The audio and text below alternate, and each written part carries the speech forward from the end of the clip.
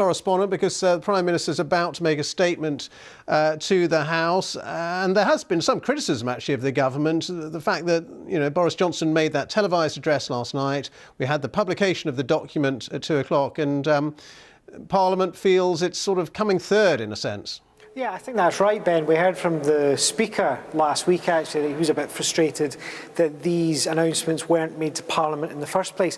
Incidentally, that's the reason why there was this big time period between the PM's statement last night and the publication of the guidance. It was published first in the House of Commons, so that's why we didn't get it until 2 o'clock this afternoon. I suspect that although those guidelines have come out, Boris Johnson is still going to face quite a bit of pressure over the next hour or so. We know the Labour Party are really unhappy with the way that the government is approaching telling people that if they can't work from home, they should be going back to work. In England, Keir Starmer, the Labour leader, has raised concerns about that. He's also quite concerned about the mixed messaging as he sees it in the Prime Minister's statement last night. So we might hear some of that from him. There will also inevitably, I think, be questions about why the guidelines are so different in England from Scotland, Wales and Northern Ireland. The SNP are unhappy in Scotland that Boris Johnson hasn't made clear that these plans are just for England at the moment. So I would suspect we'll get some more of those questions over the next few while. It is worth pointing out, for anyone that's not seen Parliament over the last few weeks, it's going to look very different. We're going to, in fact, here's the Prime Minister now. I'll let you have a look. Against coronavirus and how we can, with the utmost caution, gradually begin to rebuild our economy and reopen our society. For the last 2 months, the British people have faced a grave threat with common sense, compassion and unflinching resolve. We have together observed the toughest restrictions on our freedoms in memory, changing our way of life on a scale unimaginable only months ago. All our efforts have been directed towards protecting our NHS and saving lives. Tragically, many families have lost loved ones before their time, and we share their grief. Yet our shared effort has averted a still worse catastrophe, one that could have overwhelmed the NHS and claimed 500,000 lives. Every day, dedicated doctors, nurses and social care workers, army medics and more have risked their own lives in the service of others. And they have helped to cut the reproduction rate from between 2.6 and 2.8 in April to between 0.5 and 0.9 today. The number of COVID patients in hospital has fallen by over a third since Easter Sunday. Our armed forces joined the NHS to build new hospitals on timetables that were telescoped from years to weeks, almost doubling the number of critical care beds and ensuring that since the end of March, at least a third have always been available. Our challenge now is to find a way forward that preserves our hard-won gains while easing the burden of the lockdown. And I will be candid with the House, this is a supremely difficult balance to strike. There could be no greater mistake than to jeopardise everything we've striven to achieve by proceeding too far and too fast. We will be driven not by hope or economic revival as an end in itself, but by data and science and public health. And so the government is today submitting to the House a plan which is conditional and dependent, as always, on the common sense and observance of the British people and on continual reassessment of the data. That picture varies across the regions and home nations of the United Kingdom, requiring a flexible response. Different parts of the UK may need to stay in full lockdown longer, but any divergence should only be short-term, because as Prime Minister of the UK, I am in no doubt that we must defeat this threat and face the challenge of recovery together.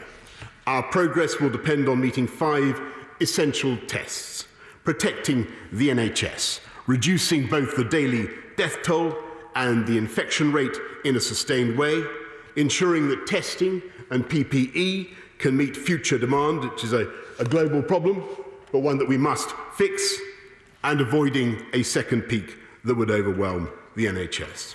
A new UK-wide joint biosecurity centre will measure our progress with a 5-stage COVID alert system, and the combined effect of our measures so far has been to prevent us from reaching level 5, a situation that would have been in which the NHS would have been overwhelmed, and to hold us at level 4. Thanks to the hard work and sacrifice of the British people by following the social distancing rules, we're now in a position where we can move in stages to where I hope the scientific advice will tell us that we are down to level 3. But this will only happen if everyone continues to play their part, to stay alert and to follow the rules.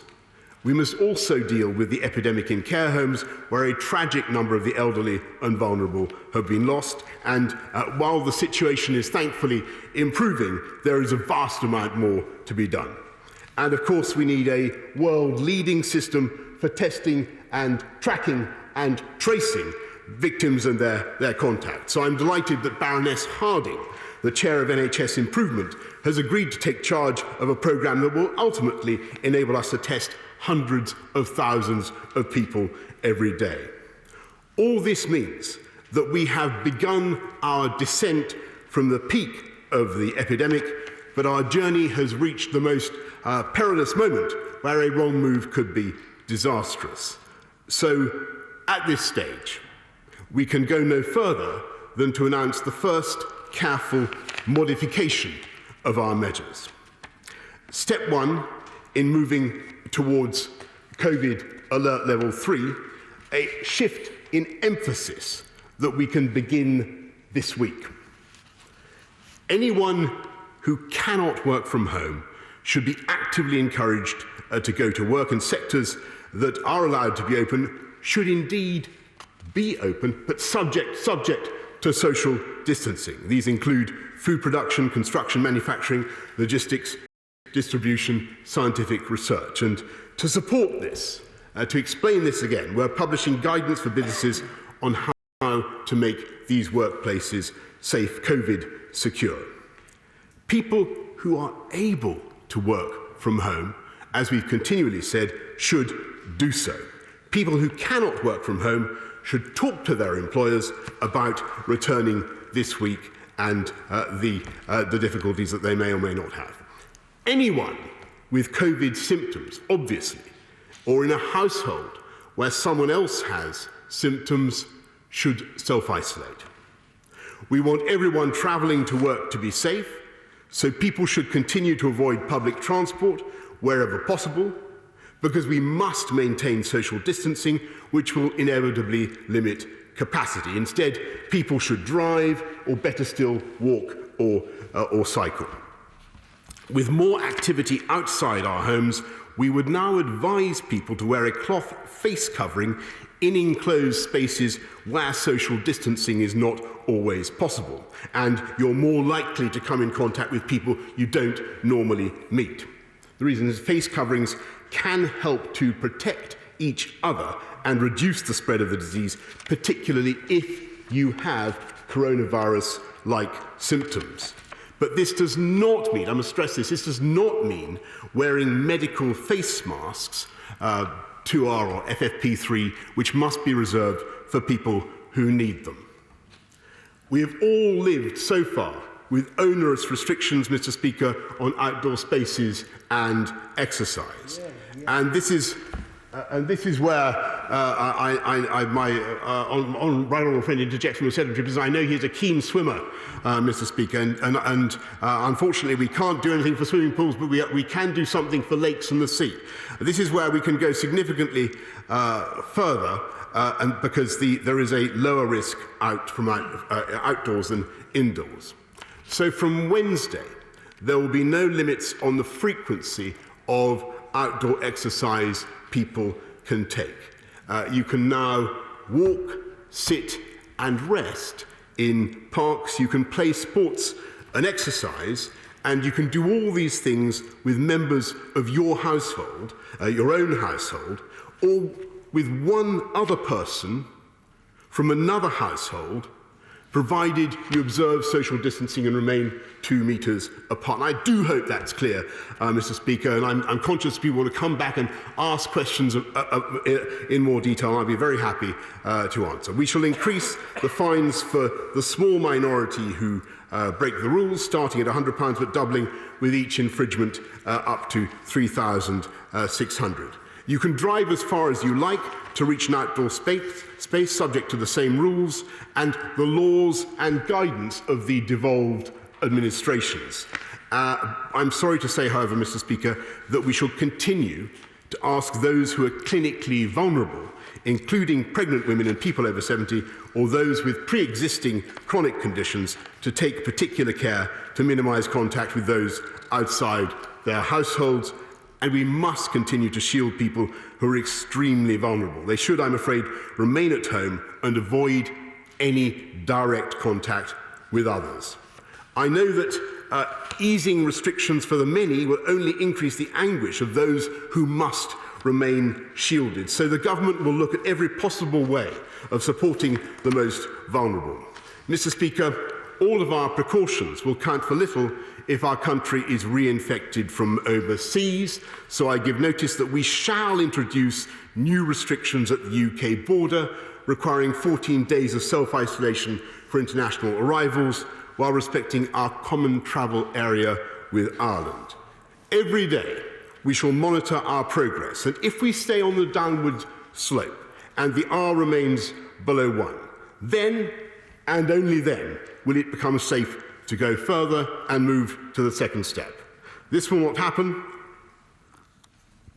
until the 1st of June at the earliest, but we may then be in a position to start the phased reopening of shops, to return children to early years settings, including nurseries and childminders, to return primary schools to school in stages, giving priority to the youngest children in reception and year one, and those in year 6 preparing for secondary school, and to enable secondary school pupils facing exams next year to get at least some time with their teachers. Our ambition, and I stress this is conditional, Mr. Speaker, is for all primary school pupils to return to the classroom for a month before the summer break. To those ends, we are publishing guidance on how schools might reopen safely. Step 2 could also include allowing cultural and sporting events behind closed doors for broadcasts, which I think would provide a much-needed boost to national morale. But nothing can substitute, Mr. Speaker, for human contact, and so the government has asked SAGE when and how we could safely allow people to expand their household group to include one other household on a strictly reciprocal basis. Finally, no earlier than July, and Mr. Speaker, I'm conscious that you wanted me to wind up, and I may say... I did say 10 minutes, and you've gone over it quickly. I understand that. Well, perhaps, Mr. Speaker, would it be in order if I requested that my interrogation could continue for a little bit longer in order for me to make all these points? No earlier than July, we may be able to move to step 3 if and only if supported by the data and the best scientific advice.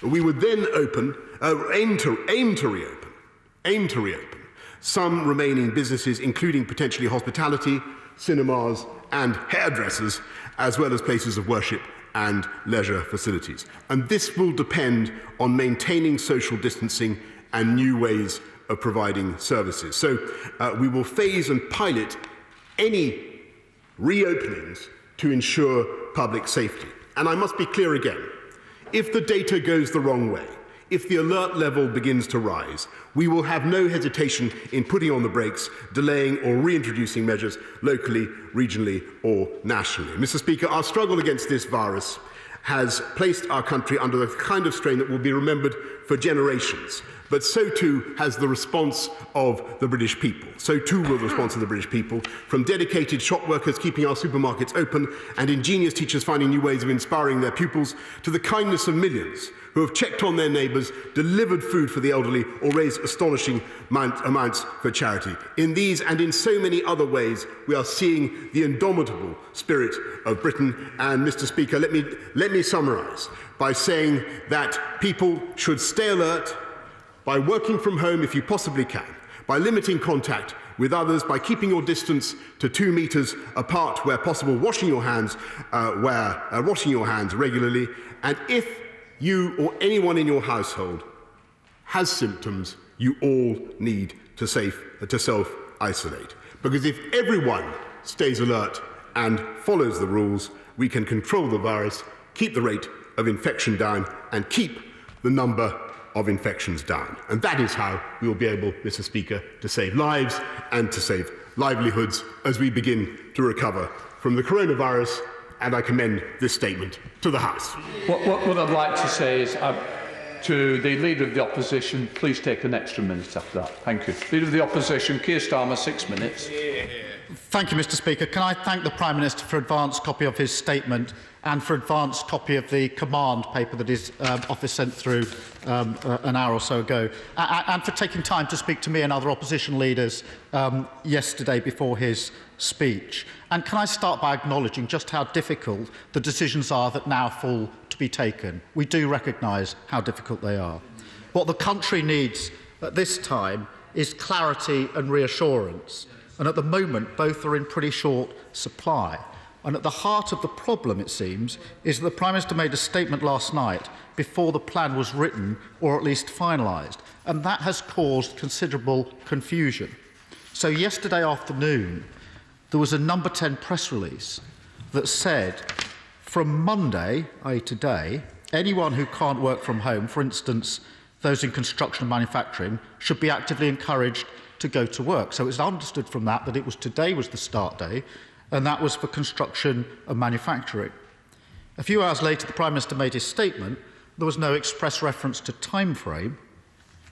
Today, in the command document, page 25, it says that these policy changes apply from Wednesday, and the list has been expanded from construction and manufacturing to other sectors. So now we have a start date of Wednesday and a wider range of sectors that are going back to work on Wednesday. So far, so good.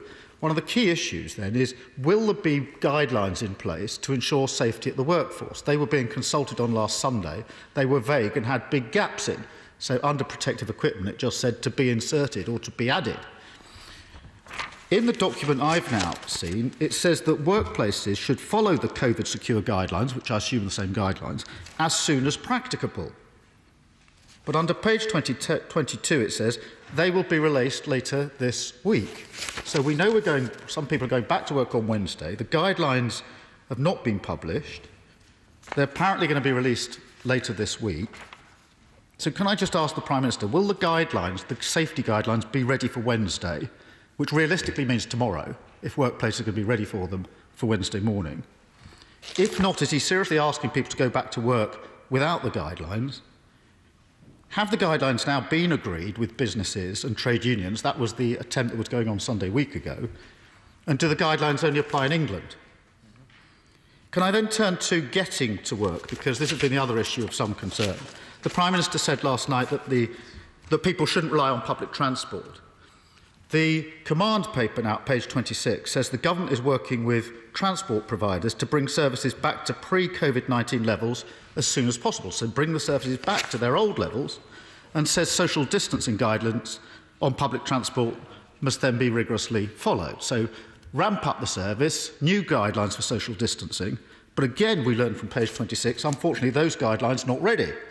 And they're coming later in the week. Well, are they coming tomorrow, ready for Wednesday, or later in the week? Because otherwise people will be using public transport, operators required to operate to guidelines that don't yet exist. And again, is that for England only? And have those guidelines been agreed with the transport providers and the relevant trade unions?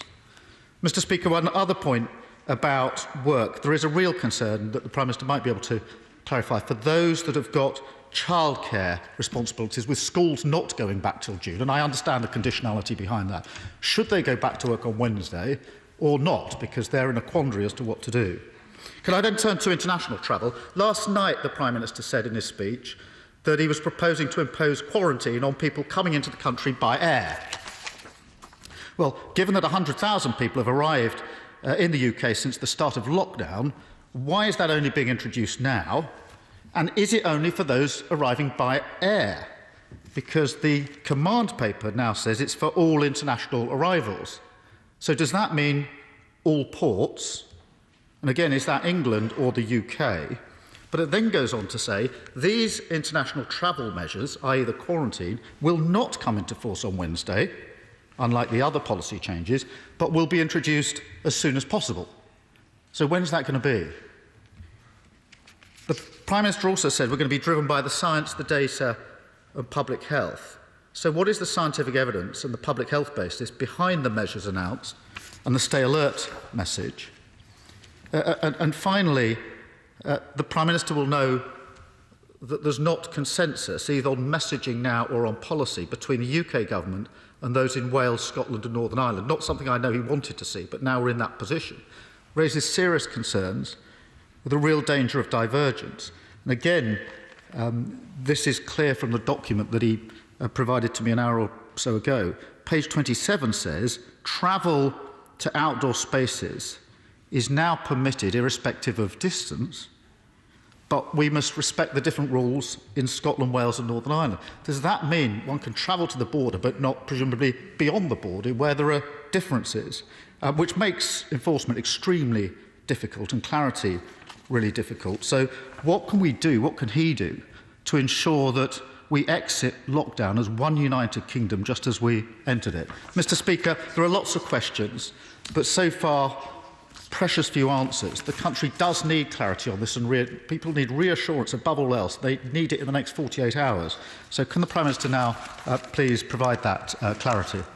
Prime Minister. Thank you very much, Mr. Speaker, and I'm grateful for all the questions that the right honourable gentleman has raised and the spirit in which he's raised them. And let's be absolutely clear, what we're trying to do now, and I think he was good enough to refer to himself. We're moving from a situation in which the people of this country have had the overwhelming impression that there's a very clear and simple piece of advice, Mr. Speaker, that we all have to obey, which is, broadly speaking, stay at home. And the people of this country have, by and large, followed that advice in perhaps more emphatically, more thoroughly than many other populations around the world. But thanks to their efforts, what's happened is that we've got the disease. We've made huge progress, Mr. Speaker, in fighting the disease. We've got the R down, and we need now to begin, as it were, to acknowledge the progress that has been made and to take the small, limited steps that we can with the R down where it is. And that's what the government is trying to do. And clearly, when you're coming out of a message that is so gloriously simple as stay at home, there will inevitably be complexities that he's rightly alluded to. Let me try and deal with some of the issues that he raised. What we're saying now is that you should stay at home if you can, but go to work if you must, if your job doesn't allow you to go to work. And plainly, he raised properly the issue of people who don't have the right childcare, Mr. Speaker, and we will count on employers to be reasonable. If people can't go to work because they can't get the childcare that they need, then plainly they are impeded from going to work, and they must be defended and protected on that basis. If their kids can't yet go to school because the schools aren't back, then plainly they can't go to work. And I think people with common sense, businesses, employers with common sense do understand that. I think it's incumbent on all of us to get that message across. But I think one thing that was perhaps missing from his analysis, Mr. Speaker, was the simple fact that over the last couple of months, actually plenty of businesses, from construction to manufacturing, office businesses of all kinds, actually have been proceeding, and they have been working. They've been doing so in a way that respects social distancing, that is as COVID compliant as possible. And so, to answer his specific questions about the timescale for the publications of our guidelines, we will be publishing the guidelines on places of employment today, tonight. Transport will be out tomorrow, and we're being very, very consistent in what we've said throughout this period. At the very beginning, we said that you should stay at home if you can, go to work if you must. What's changed now is the emphasis and the encouragement that we're giving to people, as it were, to follow the initial guidance of March the 23rd, I think it was. He asks, Mr. Speaker, about what science it's going to be based on, and how we've reached the conclusions that we have. As I said last night, as I told the House, the reproduction rate of the disease is now between 0.5 and 0.9. It varies across the country, as he rightly says, and that's why actually different approaches by the devolved administrations are to be welcomed where those are appropriate to their specific needs. But overall, and I think that all leaders of the devolved administrations would confirm this, there is a very, very strong desire to move forward as 4 nations together. And perhaps I can sum up, and we all share the strong view that you should stay at home if you can. That remains the position. So the steps we're taking today are modest steps, entirely governed by the science. We hope that we may be in a position, and this is entirely conditional, to take further steps in. Forgive me, Mr. Speaker. Further steps in the next few weeks. He asks an entirely, given the complexity of what's being said, and he raises a perfectly reasonable point about people moving across the border into Wales for recreational purposes, or I totally and believe me, there will be myriad other hypothetical situations which people will be able to raise. But let's be absolutely clear, Mr. Speaker, that I think everybody understands what we are trying to do together. And that is working together as a country to obey the social distancing rules, which everybody understands. And I think what the British people understand, that this is the moment for the whole country to come together and to obey those rules and to apply their common sense in the application of those rules. And I have huge admiration for the way that the police have enforced them so far, and I know that the British public is going to continue to help the police and everybody to enforce those rules, to get our reproduction rate down, to get this disease even further under control by continuing to apply good, solid British common sense. It's worked throughout phase 1, and I have no doubt that it's going to work in the second phase of the disease as well, of the fight against the disease as well. Andrew Rossendale. Thank you, Mr. Speaker.